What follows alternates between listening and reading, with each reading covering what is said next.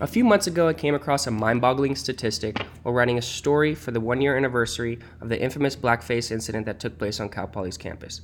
This statistic was that Cal Poly is ranked as one of the worst institutions for Latinx success.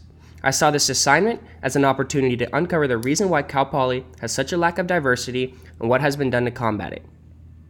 Cal Poly admissions and enrollment data has provided us with a demographics chart breaking down the percentages of what background students at Cal Poly are.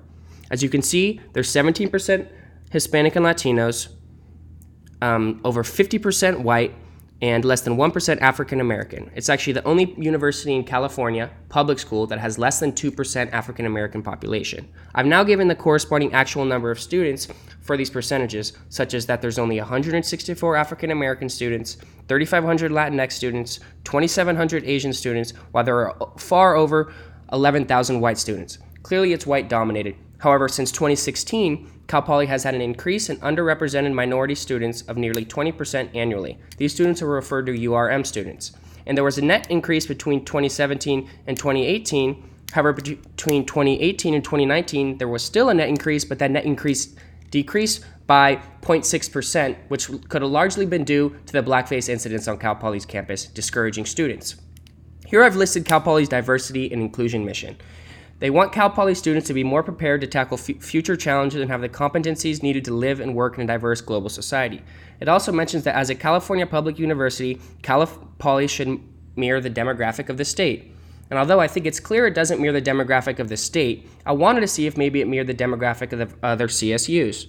Clearly it doesn't. As you can see here, SDSU has over 30% Latinx students, 3.9% African Americans, while Chico has over 30% Latinx students and 2.6% African Americans, both double Cal Poly's numbers.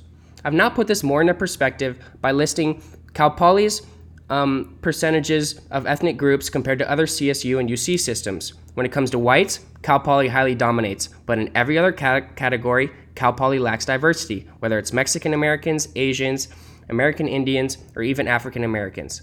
So I thought, okay, why is this true? So I dug deeper and looked at the feeder schools that Cal Poly takes students from.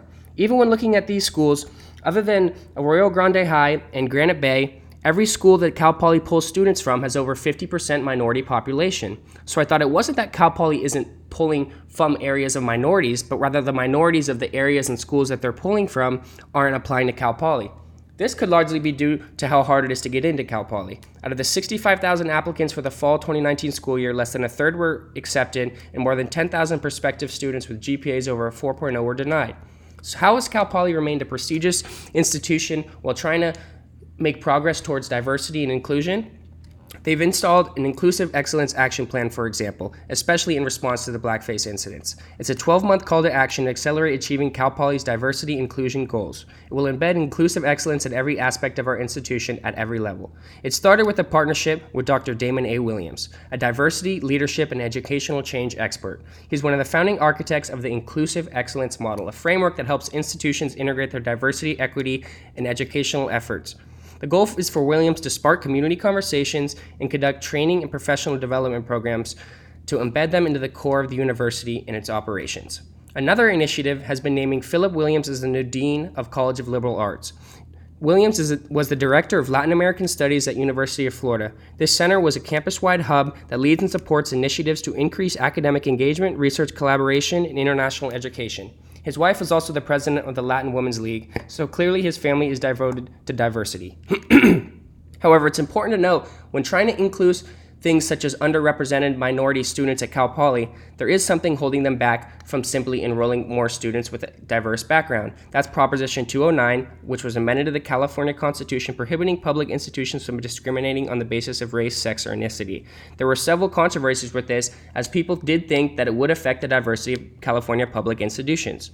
Christopher Avery found in a study that 25 to 35,000 low-income students annually rank in the top 10% on SAT or ACT admission test scores in the U.S. and have at least an A- average, but they don't apply for selective college. This is because the admission system leans in favor of wealthy students who can pay for college counselors and those sorts of things that help them get into school. But there are programs to further diversify, such as SEC Noonan Scholars. For colleges such as Cal Poly, they must separate from feeder schools who have provided them with affluent students for generations and build pipelines with communities that have been overlooked. That's program and another program such as QuestBridge, our pipeline program, which as QuestBridge does, matches hundreds of disadvantaged students a year with 40 highly ranked colleges and universities. Other programs include Posey Foundation, College Advising Corps, Scholar Match, College Possible, and more. Maybe Cal Poly could subsidize programs like these. I think it would benefit the campus community. There's also a program called Leadership Enterprise for a Diverse America. This program provides mentoring to 100 scholars a year, all from public high schools. And 90% of these families come with incomes less than $66,000 a year, while the average income of these families is actually $36,000. They say that they're looking for a cohort group of super bright young people who are driven to be in a good school. When you look at their website, the quote on the front page by Natasha, a Colgate University student who went through the program, says, "LEDA taught me that while my circumstances were part of who I was, they did not have to limit my opportunity." She ultimately said, "The most valuable thing LEDA gave me was a voice." I thought seeing this really showed a firsthand experience of how beneficial these programs could be. In The Matter of Degrees, a book that we studied in class, it made it evident of how important education is for being successful in the real world. Just look at the income difference between degree holders. And the fact that employers use degrees as a screening device raises questions about the real meaning of education and why it's so important for everyone to get a good one. I found this article to be pertinent to what I studied and to be the basis of this assignment. And now I've wanted to end with the blog post that I posted during our educational unit, in which I mentioned that the book mentioned one concept that I have not thought about before, and it was that institutions such as the high school you go to teach you cultural tools to help navigate through other institutions. This is why it's so crucial to grow up in an area with a proper education system. Thank you.